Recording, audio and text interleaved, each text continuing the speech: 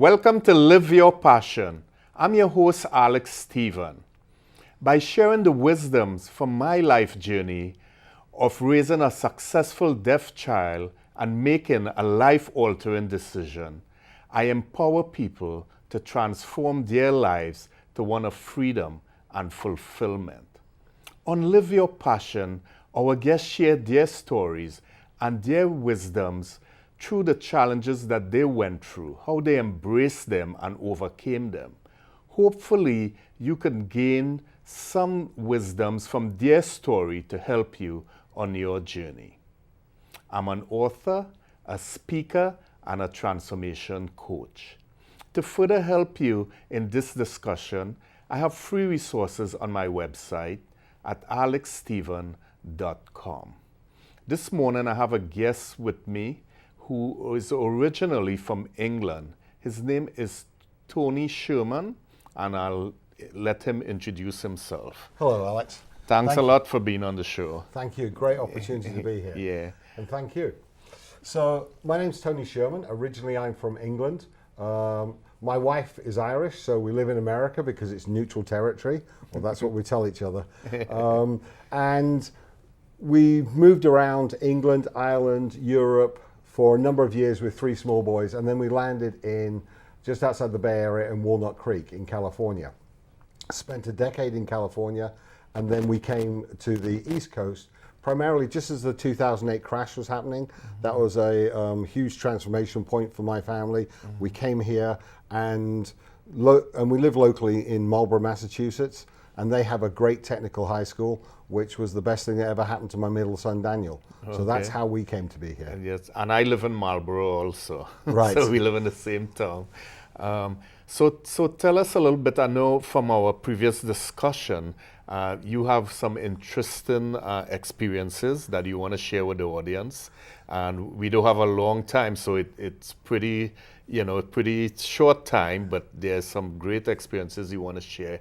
And as you named it rightfully so, it's transitions. Yes. So if you want to tell us, in terms of your first transition that you want to share with us this morning. Right. All that moving around the world that I mentioned was driven by being a contract or a lead technical project manager in bigger and bigger projects. Yeah. So when I landed in California, I ended up running a $50 million program with hundreds of people under me and so forth. And that was what I was good at. Mm-hmm. But then we got to a point in our lives where we really felt a call to the ministry.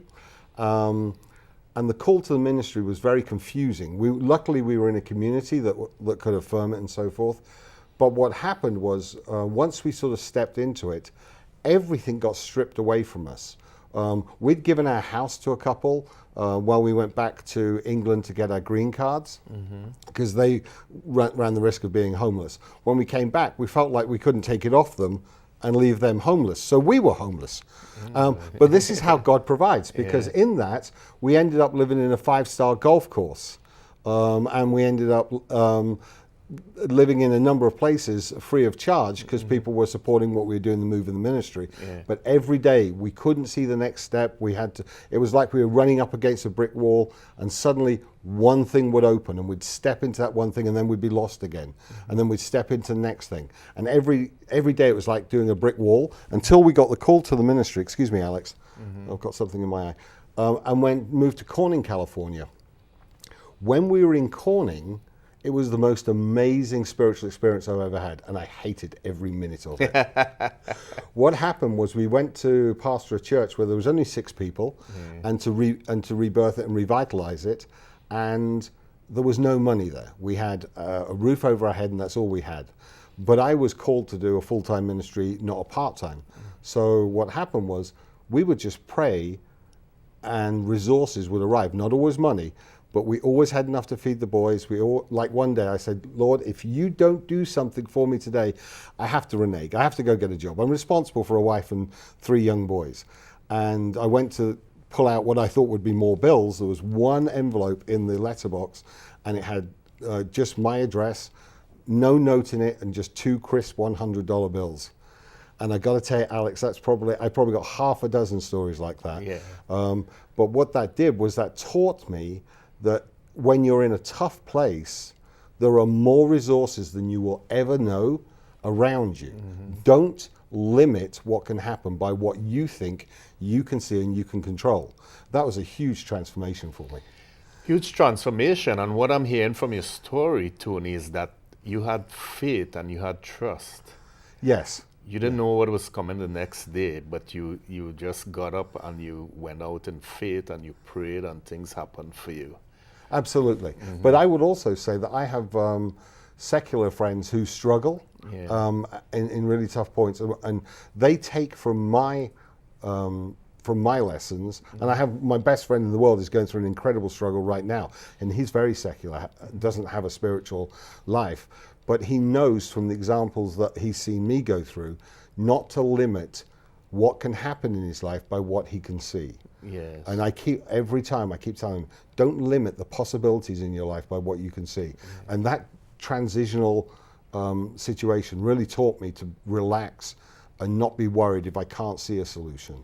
I mean, you have to work at it. Yes. You can't just sit there, Alex. Yeah. But it's a phenomenal lesson to learn. So how long did you pastor the church?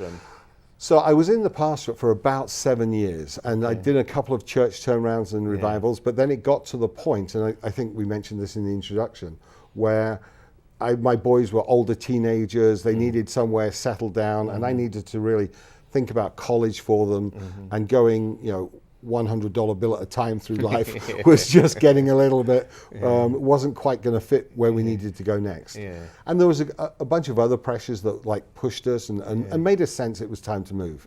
And again, it was God's grace. We came to New England, which is a fantastic area to live in. People want to go to California. I'm pleased I live there, but I love New England. We came here. Assabet Valley Technical High School is here, and it coached my middle son through high school and got him through a high school diploma, which we think is a bit of a miracle because he's not an academic young man. He since has left and joined the Marines. He's served in Afghanistan, and that's because of the quality of the schools in New England.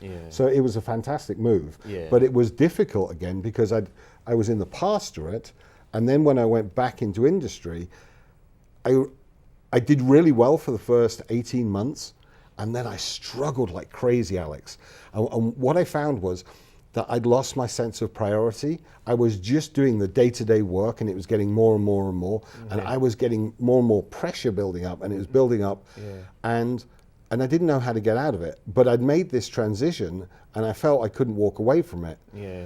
And again, it was in prayer and just stepping back that I realized I'd learned a lot of lessons in the pastorate that I could actually use in day-to-day life. In corporate America. And just stepping back and asking myself, actually not what work do I need to do, but what 3 things do I need to get done this week and today for this day to be. And I only now, my whole day is based around 3 things. Today I have 1 thing, to be with you.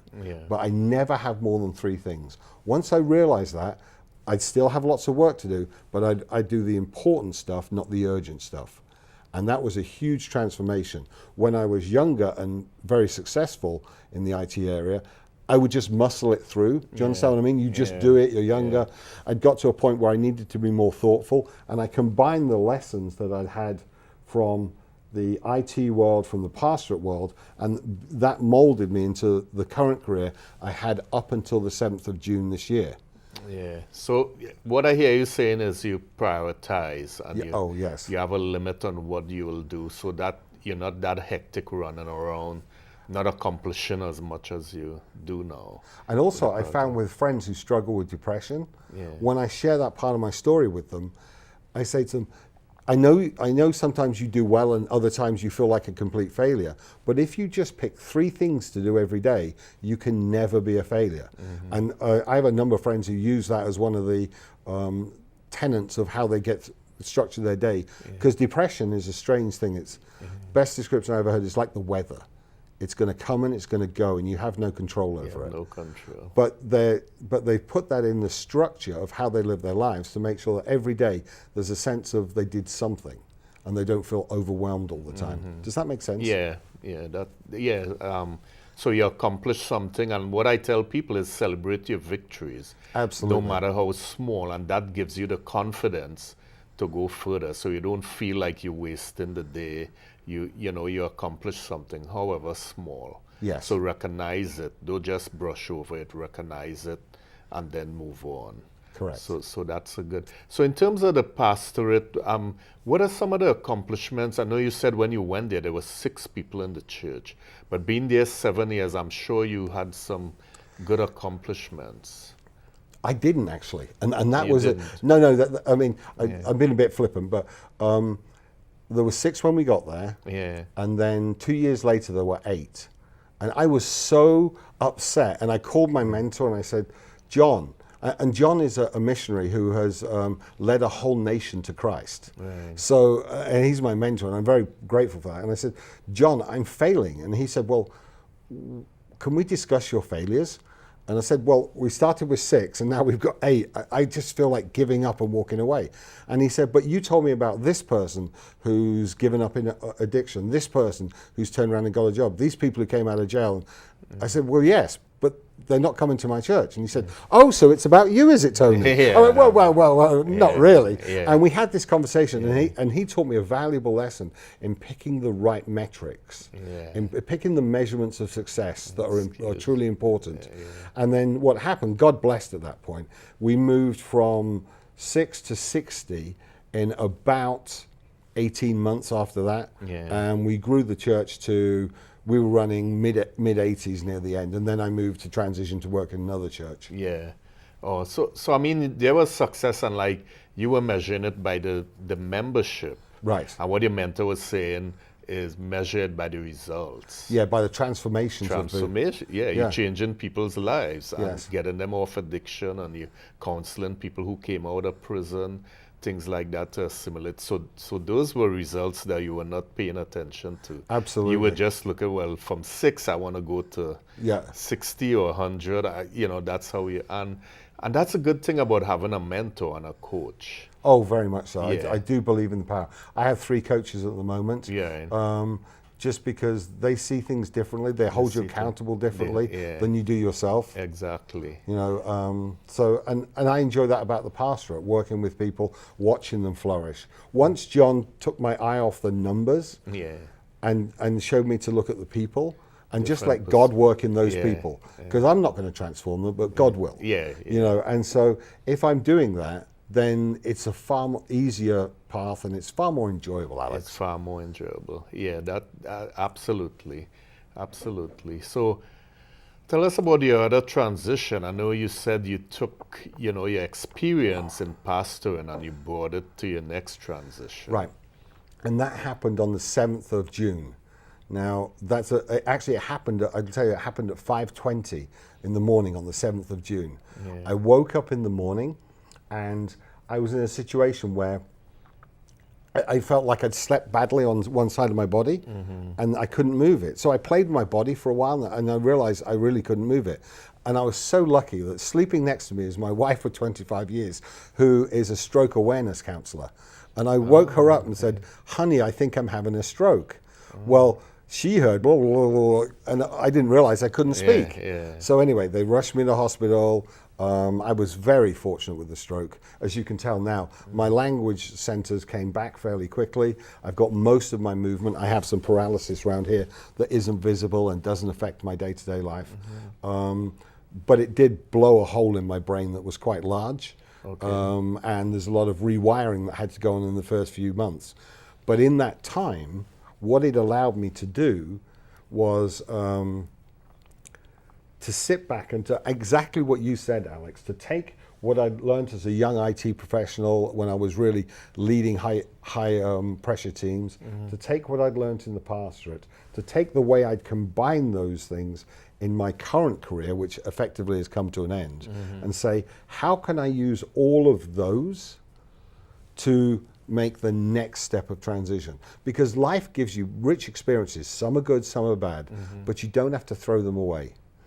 And what I've decided to do is I'm going in, and successfully I've started to get some contracts in corporate training, teaching what I'm passionate about in terms of giving professional services. And I'm excited. My brand is called the Implementation Rabbi. I go in, I spend time, and I use the models that I learned in the pastorate of coming alongside people, helping them to implement whatever their company needs, training their people, seeing them transformed. It is truly an exciting experience. Yeah. But I call the stroke now my stroke of luck, Yeah. but it was the hardest couple of months when I first had it. Feeling emotionally overwhelmed, not understanding how my new brain worked. It was all very, very stressful. Right. So stroke of luck, that's, that's a good term. A very good term, stroke of luck. And in that time, that's when we reflect and we, in terms of gratitude. Yes. And see what we're grateful for. Your wife was a stroke specialist. Oh, yes. That's, you got to be grateful for that. And, so tell us a little bit, you tell us all the transitions you had, where you've been, and, share with the audience a little bit, emphasize a little more some of the tools and some of the things that you use to get you to where you are today. That is a great question, Alex, because I got a little surprise for you. So, let me find it. I have a deck of cards here. Oh, okay. Okay? Now, and I have some cocktail sticks. Yeah. I'd like you to pick one of those cocktail sticks for me. Okay. And just push it. I've started a cut there. Just push it through the deck of cards. Careful. It goes all the way through. Push it all the way down now so the audience can see it. So, what we've got here is you've just pushed something through a solid block. Yeah. And that's how I felt both on the stroke one and on the one when I went to the pastorate. I thought there was no way I could get through this solid deck of cards. Yeah. But if you keep pushing, you can get through. Yeah. And then at the other end, you tend to think, okay, I got through. Mm-hmm. But here's the thing that I learned when I was doing both, that I took from the pastorate transition and I applied to the stroke transition, so I didn't panic as much. Now, use your intellect. How do we get this through a deck of cards or through this box of cards? Your first thought is maybe the box is empty? Well, there was, least resistance where I went through. There was some like a hole, so to speak, that you could go through. But okay. Your perception is, it's either solid or it's empty. It's either empty, or maybe I've got a little bit of OCD and I've cut a hole in every single one of the cards. Yeah. Okay, so let me show you the deck of cards in here, and we'll see that there's not a hole in those. So take that out, and hold your hands out, and both hands, because I don't want to spill these everywhere. You got it? So we have a magician in the studio this morning. But this is the point. Yeah. The point here is, you think your problems are a solid block. Yeah. And when I'm sitting with people and I do this and they laugh and they say, okay, so how did you do it? And I say, hey, it's magic. Yeah. But the point is, we think so often that when we're trying to get through a problem, we have to know how to get through the problem. Yeah. And you don't. You don't need to know how. The technique of overcoming is to spend each day the best way you can, and to prioritize 2 or 3 wins that will bring you pleasure and make them happen. And then once you've started to do that as a daily habit, you'll find that the world of opportunity that you can access is a lot like this Kindle. Yeah. I love this thing. This is just a fantastic thing. I have over 1,000 Kindle books here. Mm-hmm. So anytime I want to access a book, I can literally reach out into the cloud, pull it down onto this tiny little thing that I can keep in my pocket, and for $10 I can access any book in the world almost. Mm-hmm. Isn't that amazing? Yeah. As you start to walk through and get through your problems, just doing one thing at a time, 2 things at a time, 3 at most at a time, what you'll find is the world of possibility, which is beyond what you thought it was, you've overcome in ways that you don't understand. Yeah. There are suddenly so many things that you can access. This is a doorway, and I see this as like my prayer life. Mm-hmm. When I go and pray and spend some time, there's so much more that God has out there that you can access and channel through prayer. Yeah. That's how I overcome. Yeah, yeah. And that's good advice for the audience, and a good, a good visual to see. So that's pretty good. Is there anything else you'd like to share with the audience? Nuggets. I know this is a great story to help them with their challenges, to help them overcome. So I think the key thing is not to think that what you can see today is all that's out there. A lot of times when I'm struggling with depression, when I was struggling with the stroke in the early days, I thought that my limitations that I had then were going to define me for the rest of my life. Yeah. And I was very, very nervous. I can feel the emotion in me now. Yeah. However, I have embarked on a third career, which I'm just as excited about as the other two, and I'm taking the best of those two. That is a minor miracle that I am so proud and pleased for. Yeah. But the thing was not to believe that what I was struggling with today was, one, all there was, and two, was the rest of my life, that I couldn't change anything. Does that make sense? Yeah, it does. It does. So, I mean, that's pretty good. Pretty good stories, and how you overcame, and and any nuggets you want to share with the audience? Any tools? Or no, anything? I think that's it. Yeah, that's it. Yeah. So I mean, it's pretty good. Just love to hear what Tony had to share, his transitions and how he overcame them. What I'm hearing him say is that you must have faith, and we do always know the how.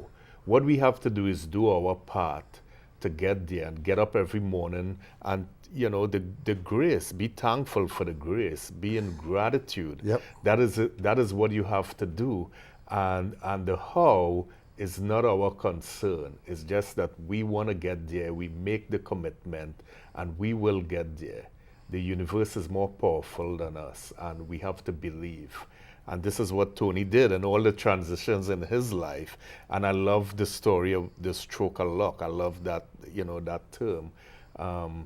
So it's great to have you here, to have you sharing. I've had so much fun. Yeah, really appreciate it. And I know our audience will get something from what you share in your stories, so Thank to you, speak. Alex. One of the things I like to do on the show is read from my book, The Inspirational Life Quotes, a collection for your daily motivation, is to read the quote for the day that we do in the show. And let me see. Today is, the end of your rope is the beginning of God's doorstep. Is that relevant to your stroke? I am just amazed at today's quote. Yeah, and it's unknown.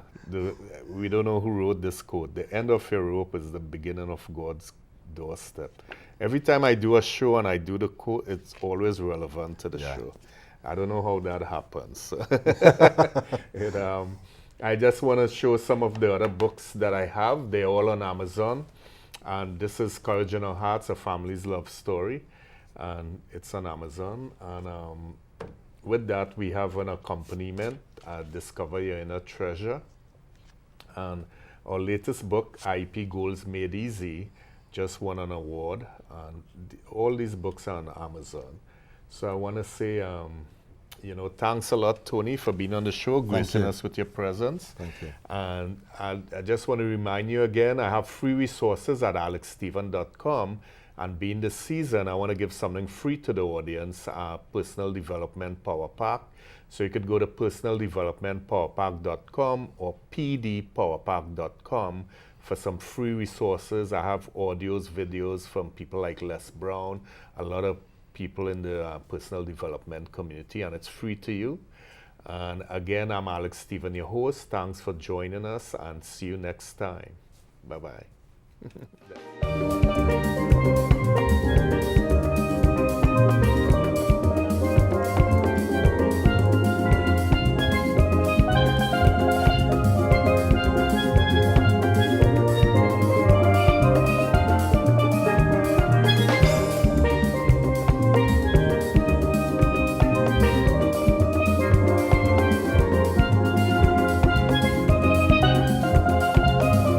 Production support provided by Medfield.tv. access to our community.